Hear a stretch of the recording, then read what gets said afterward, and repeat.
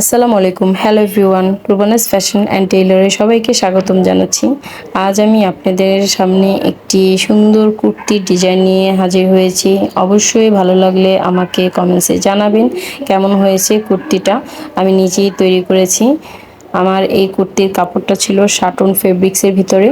কালারটা ছিল off white বা ঘিয়া কালার। তার কাপড়টা প্রিন্টের দিয়েছি, এটাও লিলেন কাপড়ের উপরে। প্রিন্টের কাপড়টা খুবই চমৎকার। হাতাটা আমি হালকা লুজ ফিটিং দিয়েছি, আর গলার ভিতরে আমি চিকন করে পাইপিং দিয়েছি এবং পট্টি করে দিয়েছি বোতামের জন্য। আর হাতার ভিতরে আমি কপার গোল্ডেনের ভিতরে লেস লাগিয়ে নিয়েছি।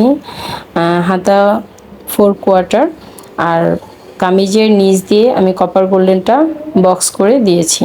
তো এটার সাথে আমি খুব চমৎকারভাবে 3টি স্টোনের বোতাম লাগিয়ে নিয়েছি। আঠা দিয়ে লাগাইনি, এটা আমি খুব সুন্দর করে হাতে সুই সুতা দিয়ে লাগিয়ে নিয়েছি যাতে বোতামগুলো না ছুটে যায় এবং স্ট্রংভাবে বসে থাকে। অনেক সময় দেখা গেল যে আমি যদি গ্লু গান দিয়ে লাগিয়ে নিই তাহলে পড়ে যায় বা ছুটে যায়, সেক্ষেত্রে আমি এটাকে সেলাই করে নিয়েছি।